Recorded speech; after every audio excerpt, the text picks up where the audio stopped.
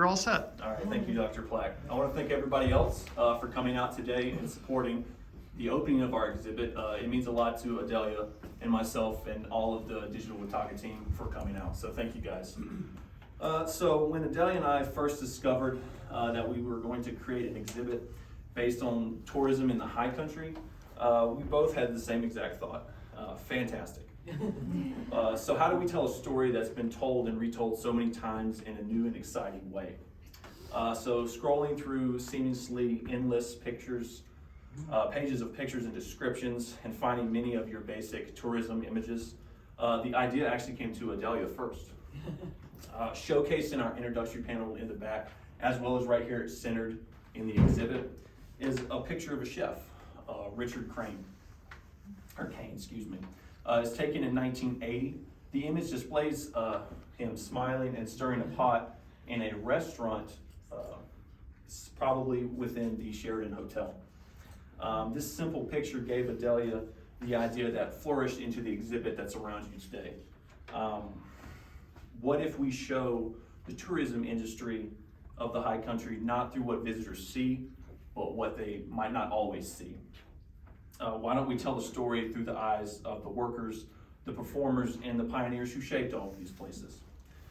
As a current supervisor for ride operations at Tweetsies, I have firsthand account of knowing how performers and workers within the tourist industry is overlooked, so I was instantly sold on that. So we set out to tell a story of not the attractions and the places that draw visitors here, but of the people who work behind the scenes to create those lasting impressions that remain in people's hearts long after they leave.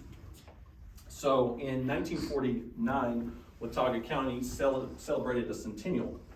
During these festivities, the city of Boone put on a production entitled Echoes of the Blue Ridge that ran for 2 seasons until 1952, when its playwright Kerman Hunter, known for his work in other dramas like Under These Hills and Cherokee, was approached by the city of Boone to write a new drama. That same year, in 1952, The Horn in the West debuted, and actors, not to mention the dozens of performers, dozens of workers who worked diligently, put on the performances, created a staple of high country history for over the next 70 years. Upon its opening in 1952, the first actor to don the lead role of Daniel Boone with his Kentucky rifle and iconic, be it historically inaccurate, coonskin cap was a local named Ned Austin, who is pictured here. Playing the role of the buckskin pioneer for only 2 seasons, Austin set the stage, that was a pun that was intended, for the hundreds of actors that came after him. He died in 2007 at 81, but he returned to play other roles in the drama during the latter years of his life. For the next 41 seasons, legendary local figure Glenn Causey took over the mantle of responsibility as lead Daniel Boone. He is shown here in this picture, here in that picture, and I believe he is behind me right here. This is a picture holding the bear, which is an iconic scene in The Horn of the West. He was originally from Greensboro. He performed in the drama since its beginning, taking on the lead role as Daniel Boone in 1956 and taking his final bow at the end of the 1996 season. He died a few short years later in 2000 at age 74, leaving behind a lasting legacy that is now treasured by the Hickory Ridge Living History Site and Horn in the West. But while these actors like Austin and Causey delighted visitors at the Power Horn stage for decades, Constance Stallings became the high country's lady of tourism. She's pictured here with all these other men. She's right there. She's instrumental in her work to create the Echoes of the Blue Ridge and the Horn in the West dramas, but she also felt that the natural beauty of the high country should be preserved. So in 1961, Stallings, along with other leading ladies in the Boone community, opened the Daniel Boone Native Gardens, and she became Watauga County's first Woman of the Year award recipient that same year. Although she passed away in 1982, she's now enshrined as an inductee to the Watauga County Historical Society Hall of Fame in 2022.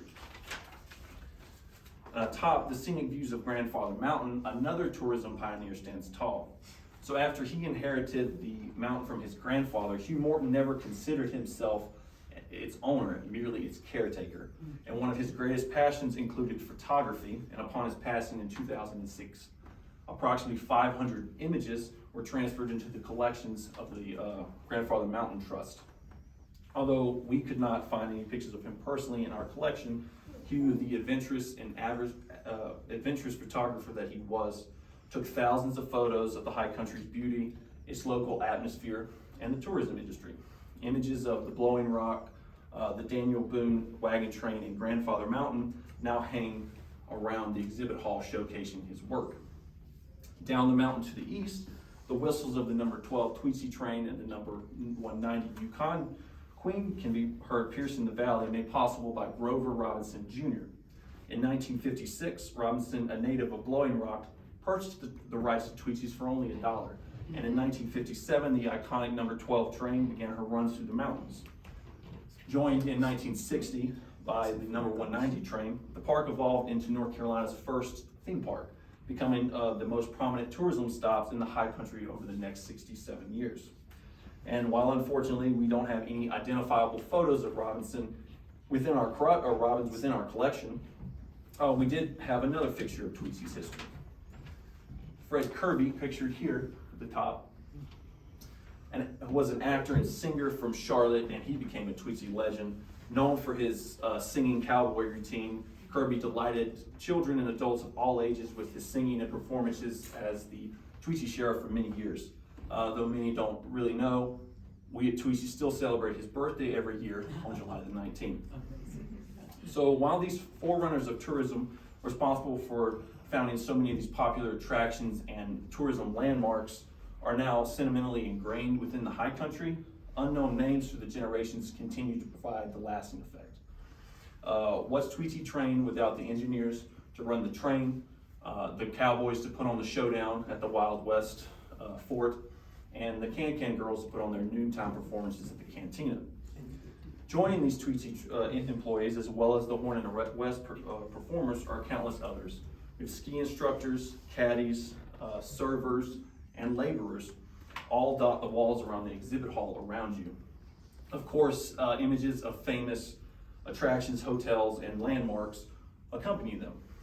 But these people remain special within our exhibit because although they played an essential role in maintaining the tourism industry, they remain forgotten and largely will remain this way. If Adelia and I can bring just a few from behind the scenes, we would only have told a small part of the story that has been decades in the making, but for the first time has been told through the eyes of the tourism pioneers and laborers, the true innovators of tourism industry in the high country. Thank you. Thank you.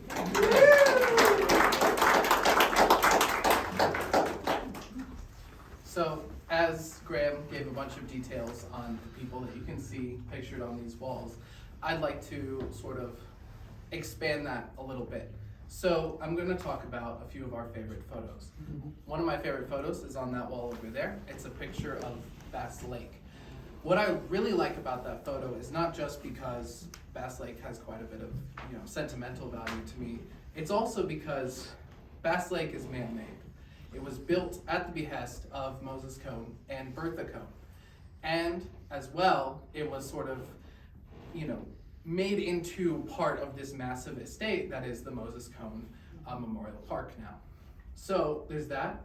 And also, Gramm really likes this picture of caddies on the golf course, where some caddies are pictured helping out a few tournament contestants in a golf course at Mayview Manor.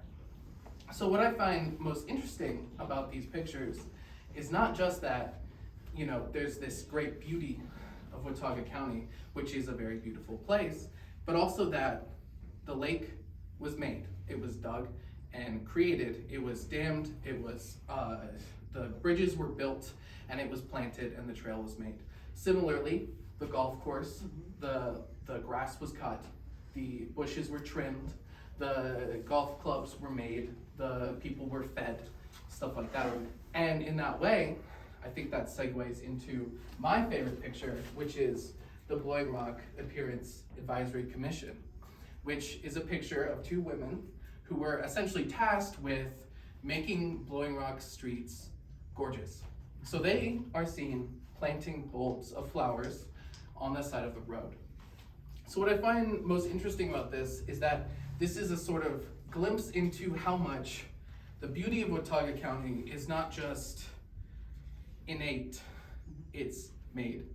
This place has been cultivated to be as beautiful and as appealing as it has by the many people who were planting, who were digging, who were mowing lawns, and who were watering plants and such. So I kind of want to make sure that you think about, as you look at these resorts, as you go to these resorts in person, that not only should you think about the people that you can see working there, but also the people who may have made it that way, who may have cultivated these places to be as amazing and as appealing as they are now. And so I hope that as you look through these pictures, you get an idea of maybe a resort that you want to see or an attraction that you want to try again. And I also hope that it gives you an idea in the back of your mind that the places that are beautiful because of the workers. Thank you.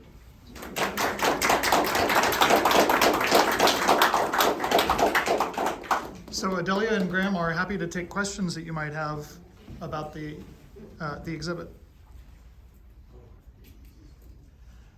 I've got a question about the Daily Boone Hotel. When was that torn down? 84, yeah. 1984. It was, One of the stupidest things we've done. yeah, I'm pretty sure it was, they tried to get it on a historic landmarks list, and they actually managed to, but then it got taken off, and immediately after. It was on the list, Yeah, and now it's the condos right behind there. So quite sad about that one. You said you manage, Graham, the lifts and all the ride operations? Yes, I am a supervisor for the ride operations at Tweetsies. Does that So include I the am the lifts ride themselves? I'm the ride operator's boss. So, I know a little bit of history for me. I was the first operator of the Go Forth, I believe was the name of the company who built that Yeah. unit.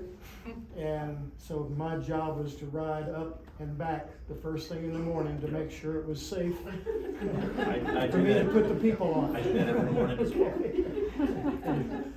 However, that was probably 60 years ago. Oh, yeah. we're still doing it the 70 same way, which is Tweetsies' motto. We do the same thing the same way for the past 57 years. Do they still service it? I think they're out of Gastonia. I probably cannot answer that Okay, just legally curious. because of things that they do with the chairlift. Oh, yeah. Not allowed to tell the public. I understand. And I'm on camera. He can tell you, but he'll have to kill you. Drop you from the chair. That actually wouldn't kill you. You just break your legs. Yeah, just maybe. I don't know, I'm very easy to kill.